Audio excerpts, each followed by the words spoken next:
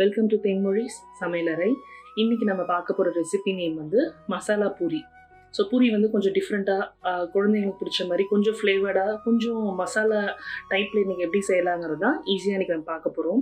So அதுக்கு நான் first இது ஒரு 1/4 கப் நான் ரவை எடுத்திருக்கேன். ஸோ அதை வந்து ஒரு மிக்சிங் பவுல் ஆட் பண்ணிவிட்டு கொஞ்சம் இதில் தண்ணி ஆட் பண்ணிக்கிறேன். தண்ணி ஆட் பண்ணிவிட்டு லைட்டாக ஸ்டிர் பண்ணிக்கோங்க. கொஞ்சம் கலந்து விட்டுட்டு இது வந்து ஒரு 10 நிமிஷம் கொஞ்சம் நேரம் அப்படியே வந்து ஊறட்டும். ஸோ அப்புறம் நம்ம இதில் என்னென்ன இன்க்ரீடியன்ஸ் போகணுங்கிறத பார்க்கலாம். இப்போ நான் ஒரு 10 நிமிஷம் கழிச்சு எடுத்துருக்க ரவை. ஸோ நல்லா இது மாதிரி வந்து கையில் மசிக்கும் போது ஈஸியாக இருக்கும். ஸோ இப்போ இதில் ஒரு சில ஐட்டம்லாம் இப்போ ஆட் பண்ண போகிறோம். நம்ம ஒரு 1/4 டீஸ்பூன் மஞ்சத்தூள் ஆட் பண்ணுறோம். இதில் கொஞ்சம் கரம் மசாலா பொடி, இந்த ரெட் சில்லி ஃப்ளேக்ஸ் ஆட் பண்ண போகிறோம். உங்ககிட்ட இது இல்லை அப்படின்னா காஞ்ச மிளகாய் வந்து மிக்சியில் ஒரு ஓட்டு ஓட்டிட்டு அதையும் நீங்கள் ஆட் பண்ணிக்கலாம். ஸோ நான் கொஞ்சம் ஸ்பைஸியாக செய்ய போகிறதுனால அதில் கொஞ்சம் நிறையவே ஆட் பண்ணிக்கிறேன் நான். அப்புறம் பூரிக்கு மொத்தமாக எவ்வளோ உப்பு வேணுமோ அவ்வளோ உப்பு ஆட் பண்ணிக்கிறேன். நான் ஒரு முழு பொட்டேட்டோ ஒன்று ஆட் பண்ணியிருக்கேன், வேக வச்சுருக்கேன். இது இப்போ இது எல்லாத்தையும் சேர்த்து நம்ம ஸ்மாஷ் பண்ணிக்க போகிறோம். இது ஃபஸ்ட்டு நல்லா ஸ்மாஷ் பண்ணிக்கோங்க.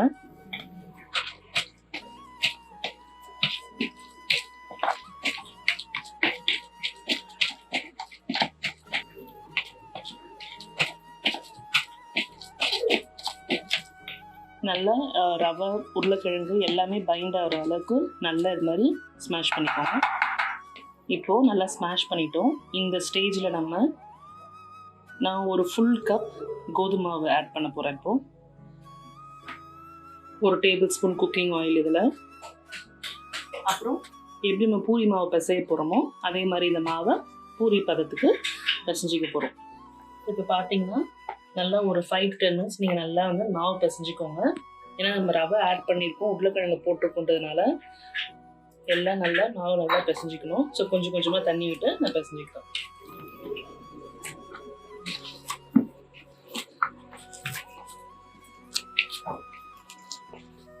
சூடாக இருக்கும் ஆக்சுவலாக நம்ம அந்த பொட்டேட்டோவை ஆட் பண்ண அப்புறம்.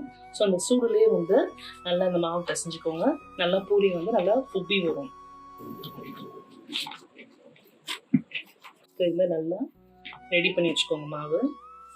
இப்போ நம்ம அதை குட்டி குட்டி பூரியாக திரட்டி போட்டுக்கிட்டோம்.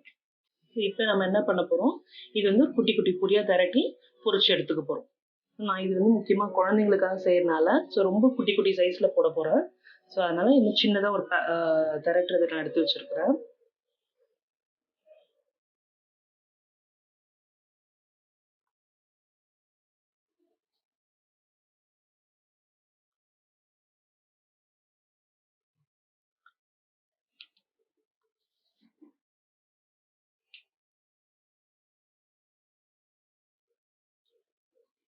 அவ்வளோதான், ரொம்ப குட்டியாக தான் நான் போட போகிறேன். என் குழந்தைங்களுக்கு சின்ன சின்னதாக போட்டால் பிடிக்கும். ஸோ நம்ம சின்ன சின்னதாக எடுத்துருக்கேன்.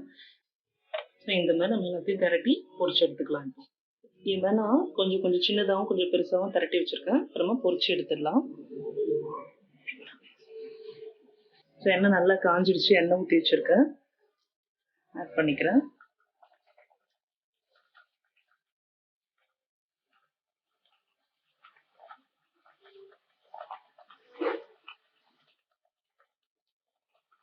பார்த்தீங்கன்னா நல்லா உப்பி வருது.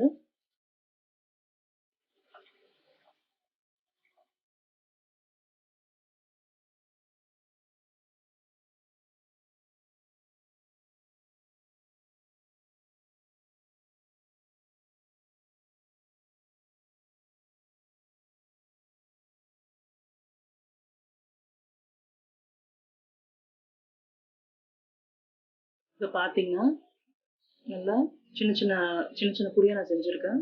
பிரிச்சு காமிக்கிறேன்.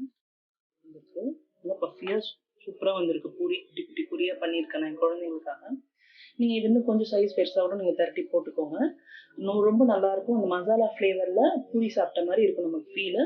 ஸோ நீங்கள் இதுக்கு வந்து குருமா இல்லை தால் வச்சு சாப்பிட்டாலும் ரொம்ப நல்லாயிருக்கும். கண்டிப்பாக ட்ரை பண்ணி பாருங்கள், உங்கள் எல்லாருக்குமே ரொம்ப பிடிக்கும். உங்களோட வியூஸ் அண்ட் கமெண்ட்ஸை மறக்காமல் ஷேர் பண்ணுங்கள். மறக்காமல் சேனலை சப்ஸ்கிரைப் பண்ணுங்கள்.